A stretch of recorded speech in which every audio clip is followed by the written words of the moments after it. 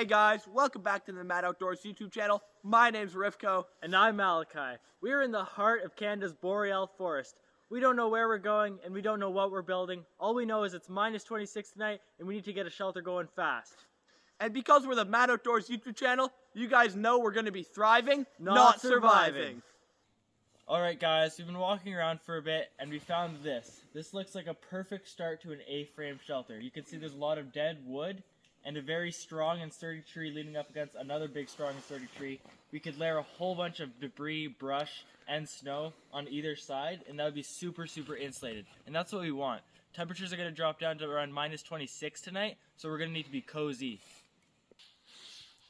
Because the snow in this forest is very dense, the ground is extremely cold. So we're going to be starting a fire right here so we can melt out a nice dry sleeping area in our shelter, or else we're going to have a terrible night. Alright guys, as you can see I cleared out most of the snow underneath the main area from where we're going to be sleeping. Sleeping on ground is so much colder than being slightly raised, so the least we can do is dry out the ground completely and then add pine boughs, kind of like a natural mattress. So I'm going to get this fire going so we can work while this is burning away. Yo, can you pass the hatchet, man? Yeah, I got you.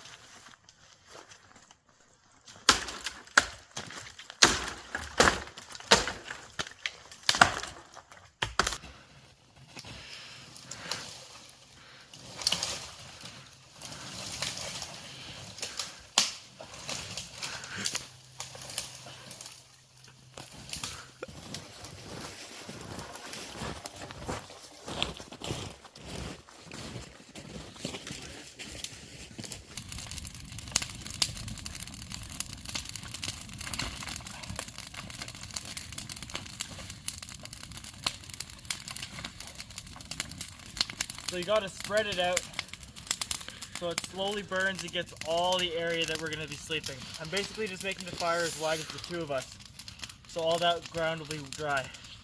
And I'm taking the actual fire pit, be in this direction, and we'll choose to sleep by it either beside our head or our feet. As you can see, I've been collecting logs as Malachi has been making our sleeping area super dry. This brings me to the point of, being in the woods with somebody else is so effective because you can split up tasks and get done before sundown. Well, Ripko's been collecting all those logs, and I've been collecting the firewood.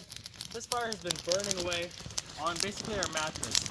As you can see, the soil and dirt has been completely dried out, and that is hot. That's why I'm only in a sweater. The heat emanating this is crazy. So building a fire and spreading it out into like a ring shape and slowly burning away all that snow is a perfect way to get a dry mattress and to be efficient while you're working. We just wrestled this tree to the ground, and it's about the same width as all the other trees we're thinking of cutting down. However, this one can get us 4 logs, twice as much as the other ones. So remember guys, pick your battles wisely. Alright guys, as you can see, over the last 3 hours, we put in a whole bunch of work finding bigger logs and what we call filler logs. These are really small pieces of wood that you can find on the forest floor or standing, and they go in between your bigger logs to provide support for the pine boughs. What we're going to do with these bigger logs is put them graciously across our shelter because you want to know how many you have, and it's really hard to tell until they go up. And you've probably heard this term, it's better safe than sorry, but in bushcraft, overworking yourself is giving yourself fatigue for no reason. So we're going to put these up and we're going to see if we need more or not.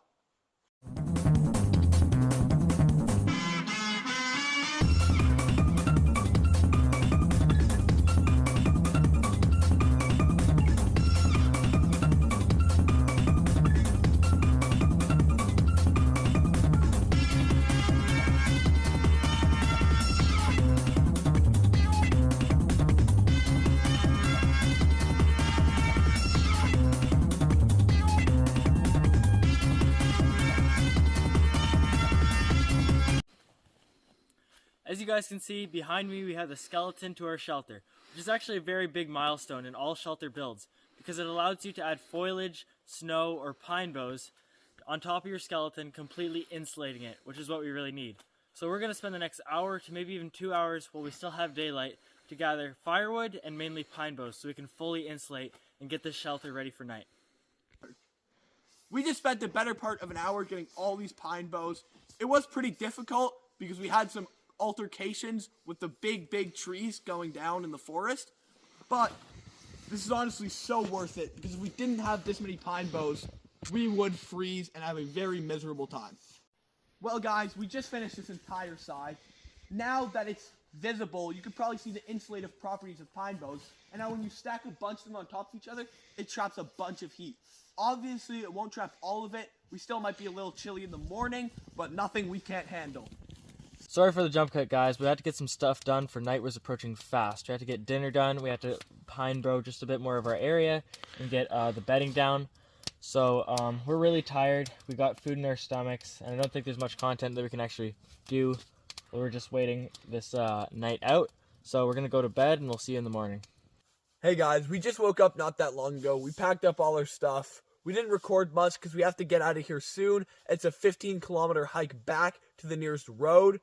But as you can see, it did insulate us really well. The fire kept us warm. It really wasn't a bad night at all. It was still a challenge, but it's nothing we can't do here at Mad Outdoors. Alright guys, I'm just going to show you a quick tour. There is where we pull in our firewood, and we just cut as we need it. We obviously cut a whole bunch before we went to bed, so it was easier when waking up. As you can see, this is actually a pretty wide shelter. It took a lot of time. We definitely could have fit a few other people in it other than us, but I like having the room. I'm sure Rivko does too, so here it is. Alright guys, me and Rivko are walking back now. Again, it's about a 15-kilometer hike, which is actually pretty nice because walking in the forest with all the animals and the scenery, it's just a great way to end a camp. So we're going to get to that. If you made it this far in the video, please do subscribe, like if you want to, and stay upvoted. We post videos fairly often. So yeah.